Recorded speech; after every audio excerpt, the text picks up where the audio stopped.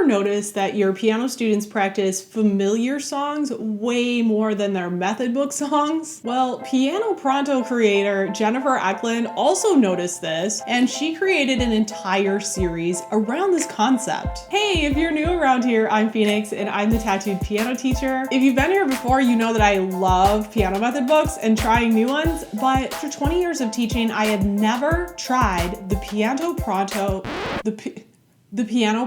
method books. After some helpful comments and nudges from you all, I decided to go ahead and order the full set and give them a try. In this video, I'm gonna compare Piano Pronto to other popular piano methods you might be familiar with, let you know what is truly unique about this series, my personal opinion on all of the aspects and the overall series, and be sure to stick around to the end. I am going to let you know who exactly I think this series would be worth checking out. What type of teacher, what type of student might just vibe with the Piano Pronto series. When reviewing piano methods, I always use my 10 categories for comparison. However, today I'm changing the order. Oh yes, we're still gonna do all 10, but we're actually gonna start with the levels/path of the entire series. Reason being, that's gonna make it easier for us to compare, contrast, and talk about the series after you've seen all of the books and all of the options. So coming at you first with all of the method books in this series. Piano Pronto's library is extensive. There are some books for young beginners, older beginners that I did not explore for this particular review.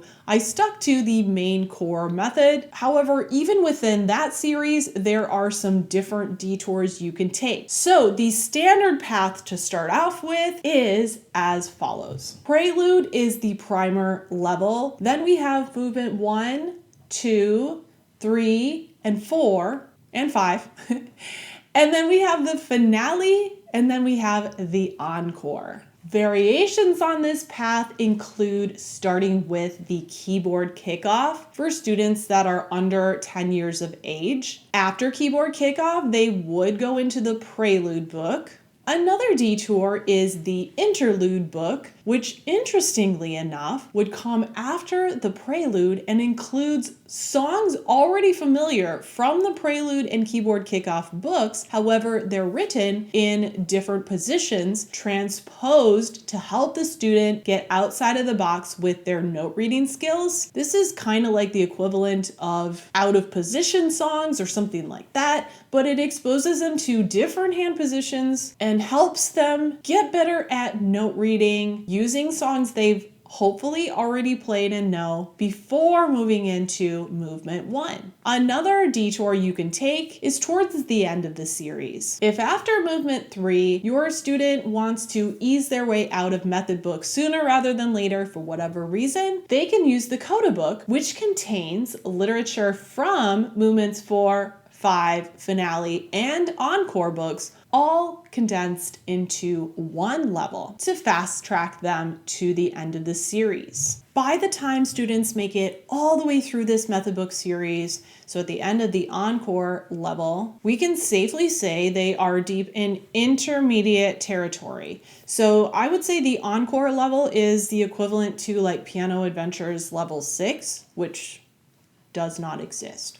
So the final levels nudge them into true intermediate territory, maybe even late intermediate. Now that you understand how the levels work, the different path options, how extensive this series is, and the unique names of the books, now we can really dive into the content of this series. So continuing with our other 9 categories of comparison in their usual order, we're going to pacing next. Pacing describes how quickly a method moves through the concepts and gets more difficult in its literature. And I would say that the Piano Pronto series is an accelerated series, especially at first. So we're gonna call the pacing fast at the beginning, but with options. And then towards the end of the series, the pacing slows down quite a bit. So let me see if I can break this down a little bit farther. To start their piano journey, students are either starting in the keyboard kickoff, which moves fast, or the prelude book, which is designed for beginners 10 and up, or would be the second book after Keyboard Kickoff for younger students, and Prelude is their primer book that moves really fast. There's some overlap in the concepts, so if a student did go through Keyboard Kickoff and the end of it got a little bit too fast for them, by going through Prelude, they would hopefully catch up by going retroactively through the concepts and then propelling them farther. However, for a student who needs to move really slow, perhaps neither of these books would really suit them because they do move quite quickly. I also doubt their validity for very young students, say ages 4, 5, maybe 6. And we'll certainly talk about that when we get to notation and positions and all that. But generally speaking, both primer books introduce eighth notes and dotted quarter notes really early on in the journey. The pieces, because they contain all familiar tunes, are quite technically challenging at first for small hands. They do include occasional reaches up or below a position and sometimes crossing over fingers. However, once we get into, say, movement 3 and after, as I said, the pacing really does slow down and it spends a lot of time in this very late elementary, early intermediate into mid intermediate space. For example, in my personal opinion, I would say like movement 4 as an entire book and movement 5 as an entire book would both kind of be on the difficulty level of the Piano Adventures level 4-ish. And then the finale level and the encore level kind of hang out in the Piano Adventures level 5-ish. Although we could say that the encore takes them farther into imaginary level 6.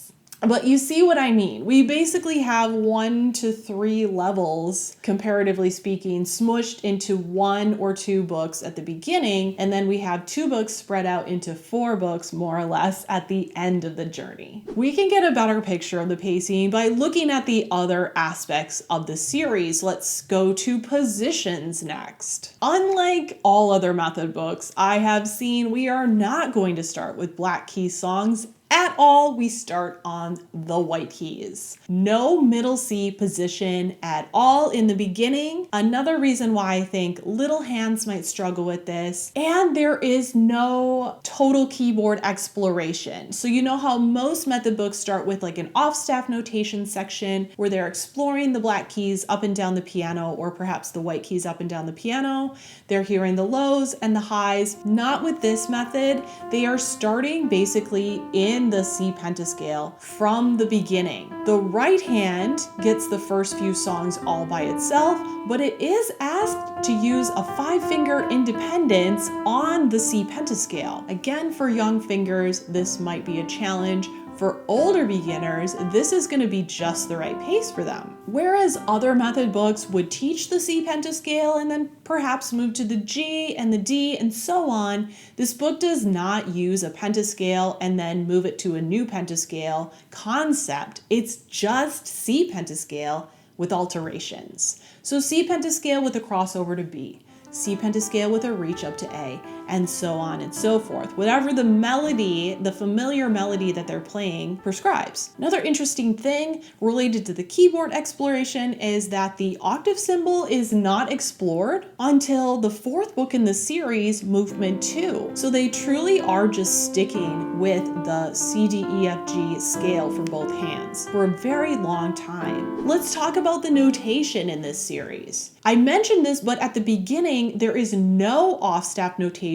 whatsoever. The staff is introduced right away. Now, you may recall from my review of the Piano Safari series that they took a similar approach, citing the fact that students can learn the staff right away if we're teaching them by rote, and then their eyes get used to seeing notes on the staff from day 1. This method book takes a little different approach, and it doesn't seem like the songs are intended to be learned by rote, except for the fact that they are hopefully familiar tunes to the student. However, Piano Pronto books in the first levels, the primer levels, do give letter names inside the note heads. At first, for the first couple songs, for every single note, and then after that, strategically at the beginning of the song, and wherever the author thought that they would need a little hint, you will see the letter written inside of the note head. As I mentioned before, right from day 1, they are going to be playing eighth notes.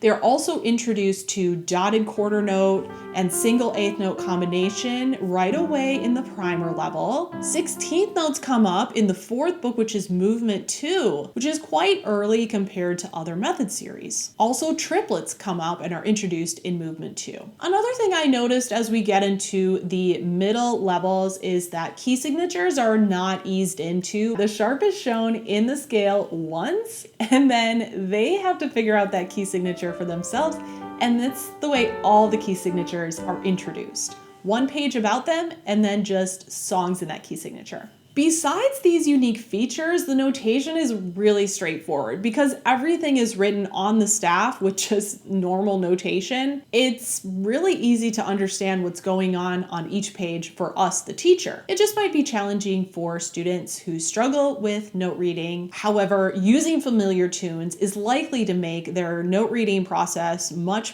easier if they know what rhythms and what melody they are listening for. It's also worth noting that there are no indications of when the students are moving, reaching out of position, crossing over. Some method books will put a circle around the finger number, or Alfred puts a red finger number. Piano Pronto makes absolutely no indication that a move is coming up, so it's up to the student to notice that and or the teacher to either mark it or point it out. Let's talk about theory, one of my favorite aspects of any method series. So there is a separate theory book for some of the levels, and there is some theory included in all of the lesson levels. We're starting to see the all-in-one book aspects to the Piano Pronto series, but we'll talk about that more when we get to technique. For theory, they do get some very short writing assignments here and there. New concepts are clearly introduced and get their own pages, but it's a lot of words. It's a lot of talking, so it would be teacher explanations most likely when new things pop up in the main lesson book. The separate theory books are called power pages, and they correlate beautifully with the lesson book. In fact, the lesson book songs are numbered and the theory assignments are numbered to go along with the song. So it is super clear what is supposed to be happening, and they pair together perfectly. The Power Pages books are filled with writing assignments, ear training, they are copying, they are sight reading as well. As far as theory books go, I do like the look of the Power Pages. However, the Power Pages are only available up through movement 3. So unfortunately, students in movement 4, 5, finale, encore, and the coda book would not have a correlating theory book to go along with their method book. Because students would be farther along, I would think that they could have success pairing an outside theory series of your choosing if you decide to use those books. One other thing I'll mention about the theory included in the main lesson book is that there are questions about each upcoming song, and I absolutely adore this. These are things that I do anyways, maybe you do too, but it is nice to have them in the book. Things like, did you notice any skips in the first line? What key is this next song in? Basic things like that we know when and who to ask those questions to, but the book actually has them right in the answers to those. So no chance of you missing those vital questions before sight reading a piece. Next, let's talk about technique. This is probably one of the most unique aspects about this series and probably my biggest complaint. There are no dedicated technique books to correspond to the Piano Pronto series. Now, the all-in-one nature of the main lesson book means that there is some technique introduced in the books. However, I'm going to use the word introduced instead of included because the technical aspects of playing the piano, such as scales and arpeggios, are only introduced when they directly correlate to the song coming up, and they're only introduced once. There's no review written into the book. There's no library of scales.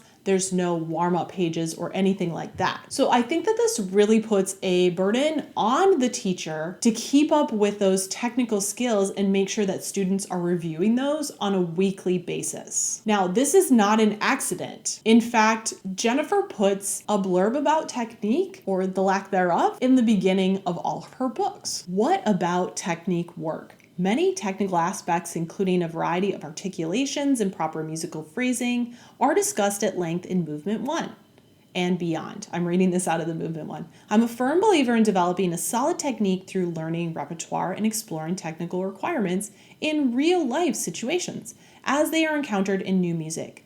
Most students at this stage do not need a separate technical regiment, but as scales are introduced in this book, feel free to start students on the habit of practicing scales in multiple octaves. So that is her take on it. Approach technique from a functional standpoint. Give students a variety of repertoire to work on, and then whatever technical things they need to do to conquer that piece is what they are going to learn at this time. While I do see the validity of this mindset, I don't think that the logical progression of technique can be left to these songs that we're playing, especially when the songs are all real literature, either folk tunes or classical themes, and there aren't any etudes or pieces written specifically to work on a technical pattern, except for a short scale song that Jennifer wrote for each new scale that's introduced. So I fear that if a teacher weren't really on top of technical work or added something tangible on the side of this book, that students might be lacking in some technical aspect by the end of their journey in the Piano Pronto series. So just a word of caution and my personal opinion about that. The technique that's included within these books is in the form of a short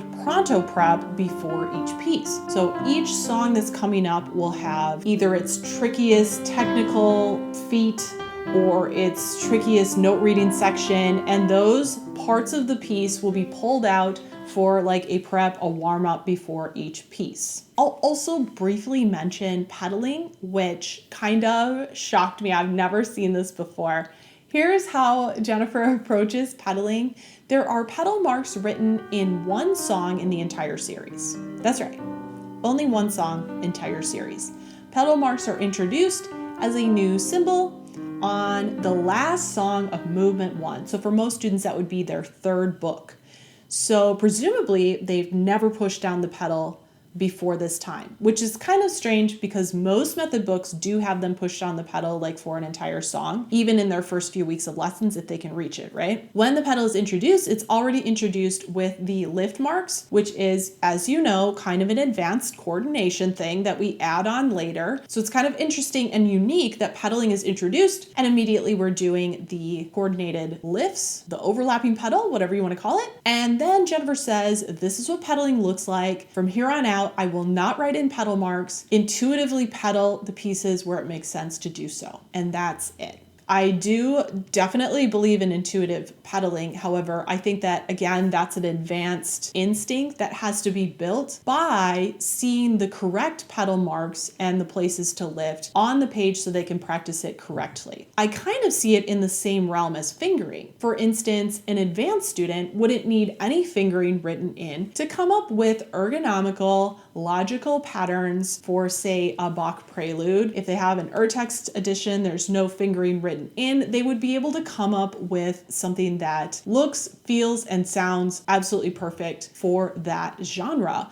But the only reason they're able to do that is that in their earlier years, they played a bunch of Bach inventions from Alfred Masterworks, let's say, that had perfect fingering written in by an expert, right? So if they don't have that fingering written in at the beginning, how are they going to know intuitively what is the right pattern? Because I've seen students' hands do some crazy stuff. By the same token, I've seen students' feet do some crazy stuff that doesn't sound good, and they can't always tell that it sounds good. Sometimes some students cannot focus on that many things at once, and so they say, I wish that the lifts were written in. Can you write them in for me? So I don't totally agree with this approach to pedaling. Again, I understand the concept, but not sure about no pedaling marks whatsoever written in on any of the songs. Okay, I'm really excited to talk to you about this, the aesthetics of these books. All right, let's talk about this. So aesthetically, there's something I love about these books, and it is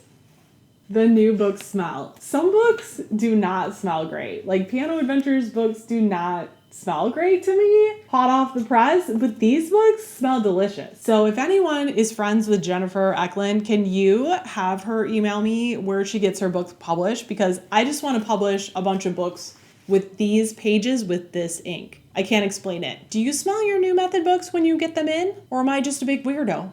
I don't know. So aesthetically, here's what I don't love and what I do think is advantageous for these books, besides the smell. I don't love that there's no color, that it's just black and white. Now I can see the value with there being no juvenile elements whatsoever, or it being more of an all ages method book, and we'll talk about that more in the song selection category. But personally, me and my students, we love pictures, we love stories, we love games, we love characters, we love color. The premise of this book is that there's no distractions, it's just the words and the song. That's what you get. But personally, the distractions are great. I like the distractions. So this is probably just a matter of personal opinion. Personally, I don't love the overall look of these books. To me, it feels like they look like they were created on Microsoft Word. I'm sorry. I'm all about homemade resources, but I just feel like these are a little too homegrown looking for me. Do you know what I'm saying? Is it just me? Just something about like the fonts and the layout and like the shaded boxes. I don't know. That's just what I think of when I look at them. So I just don't think that they're very visually appealing. Again, this is a matter of personal opinion. One thing I do love is that all of the songs are numbered. Brilliant. You can just say, play song number 7. Beyond that, the books open really nicely. They stay flat.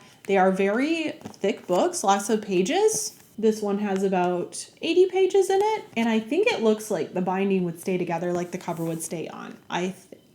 All right, it's time to talk about the song selection in this series, which, as I mentioned at the top of this video, is truly the most unique thing about this series. Before we dive into that, make sure you hit that like button if you love my piano method reviews and you want me to do more of these. Boy, they are a lot of work and research, but I love doing them. So hitting that like button and maybe subscribing really helps the channel out, helps me to continue doing this. So song selection. As you already know, this method was created on the premise that students learn easier and have more fun with tunes they are familiar with. So all of the songs, almost all of the songs, are not original compositions by the author. They are folk tunes, they are classical themes. Only a couple of original compositions sneak into each book. Here's how it works. In the beginning levels, like the keyboard kickoff and the prelude level, students are basically exclusively learning folk tunes with the occasional classical theme. In movement 1, we have about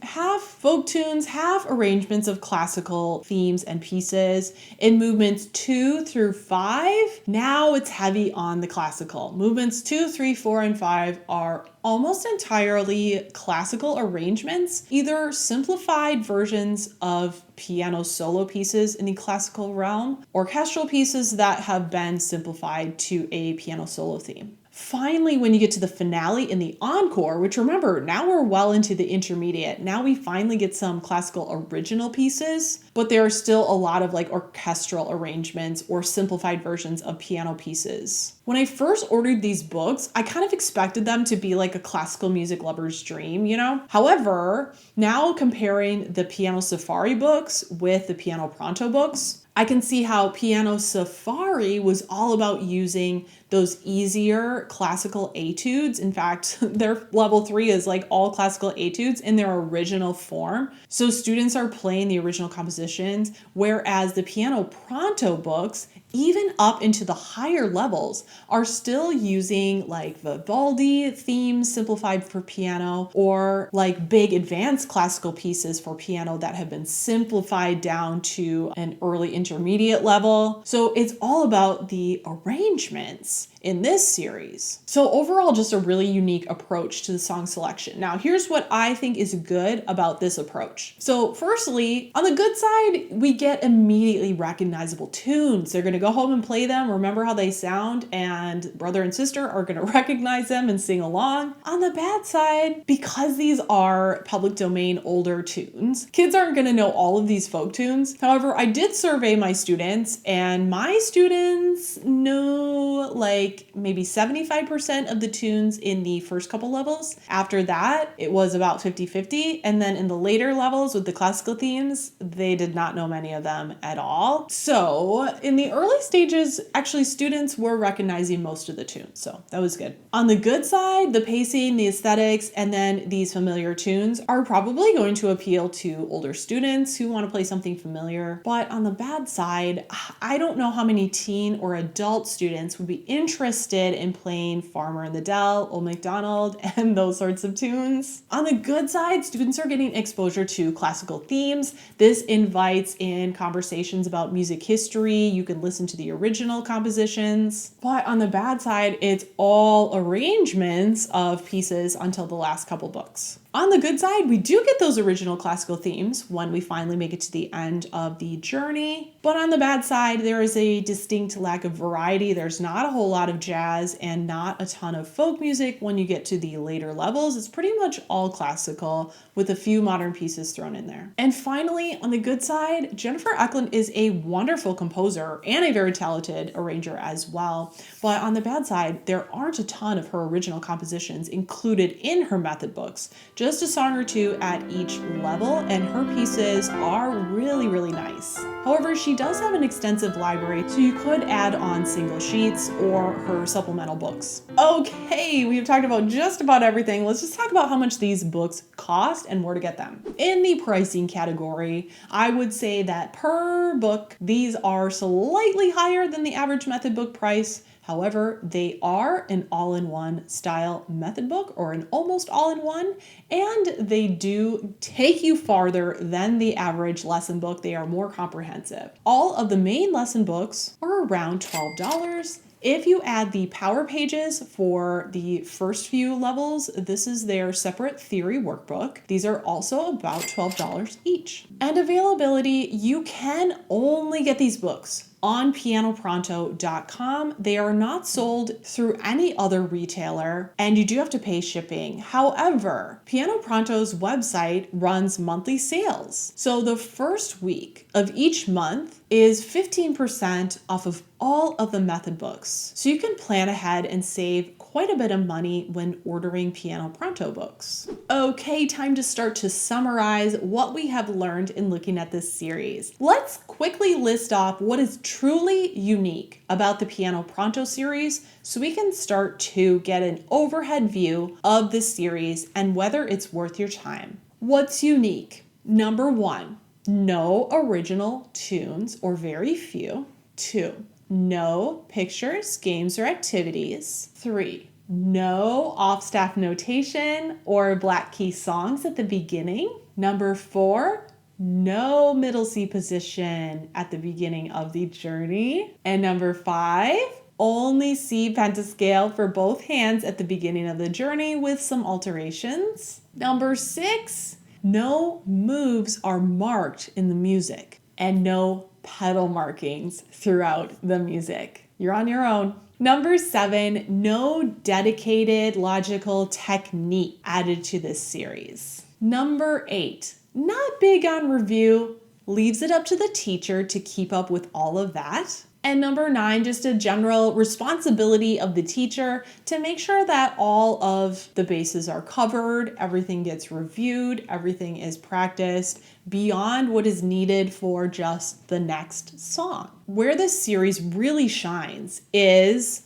number 1, its flexible path options. Love that. Number 2, the fact that it is a fairly comprehensive, almost all-in-one book. Number 3, familiar tunes that are arranged expertly and sound good. Number 4, lots of exposure to classical literature, albeit arrangements. Number 5, no frills aesthetic. That could potentially be an all ages method book. And number 6, Jennifer Eklund's expert composition and arranging skills, which really shine through in each of her books. So let me sum up my general opinion after spending some time with the Piano Pronto books. Things I don't like personally about this method book series are the aesthetics, like the fonts and the layout of the book, the lack of color, the lack of pictures, the lack of activities and games and characters. Personally, the song choices don't appeal to me a whole lot. I feel like the folk tunes might be a little bit outdated in their sound, and the series, when it comes to classical, is really heavy on the arrangements. Personally, I'm not sure that the very first book, The Keyboard Kickoff, would work well with a younger beginner, and then the lack of logical reviewed technique and warm-up patterns, and the lack of extended theory. What I do like is the path options of the series, which are really innovative in my opinion. The Pronto prep sections before each song, and the questions about the upcoming song. The corresponding theory book, the power pages, for the levels they are published for, I do like that as a theory book, and I love Jennifer's original compositions. They're really nice. So in conclusion, I am not completely convinced to switch to Piano Pronto as a method book series. However, I am thankful that I have added these books to my shelf for the right student and the right situation. What do I think would be the right student in the right situation? Well, I'm so glad you asked. It's time for the final portion where I share who I think these method books would be really good for and who should check this out. I don't think that this method book series is right for young beginners or teens and adults just because of the selection of folk tunes until movement 1 for a teen or adult who is very interested in classical music and was able to start with movement 1. I also don't think this would be the right piano series for a brand new teacher, a newer piano teacher, because the teacher has to take on the role to make sure some of those holes are filled.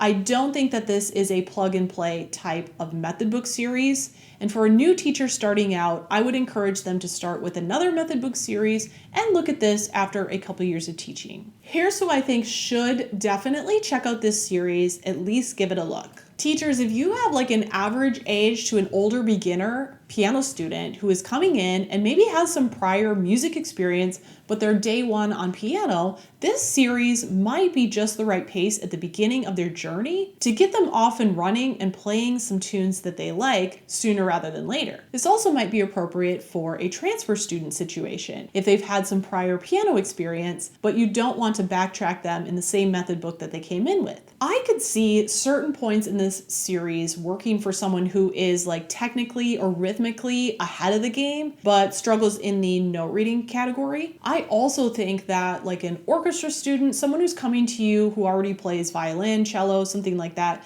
and they want to play real orchestral, recognizable themes that they know, I think they would really thrive in this series. Also, if you have a super pragmatic student who just hates doing anything outside of what's directly related to the song they're working on, they might really like the layout and the pacing of these books. And if you're a seasoned teacher, you've been doing this for a while, and you like kind of Frankensteining your own curriculum for your students, pulling a little of that and a little of this, I would encourage you to check out the Piano Pronto books and add them in where it seems appropriate. I could see the Movement 3 level possibly being helpful for a student running through the Piano Adventures level who gets through level 3A and you don't think they're quite ready for level 3B. Movement 3 would actually probably be an amazing review / bridge into 3B. Or maybe you have a student who flew through all the Piano Adventure method books and they made it through level 4, but maybe they are younger and have smaller hands and can't literally do the reaches in level 5, or they need more song choices at that level before leveling up to the next one. I think Piano Pronto would, if they like classical music, would offer a lot of options in their upper levels for a student like that. Okay, so if you check out Piano Pronto, be sure to let us know if you plan to order some of the books. If you've used them before, please share your opinions and your knowledge. I would love to hear from you in the comments. Thank you for making it to the end of this very extensive review. I hope you found it interesting and helpful. I would love to see you on another video. We kind of talked about some of the struggles that students have along the way, and I'd love to share my video all about getting students over that bridge at the end of elementary into intermediate. This is a video all about that. If you haven't checked it out yet, I hope to see you there.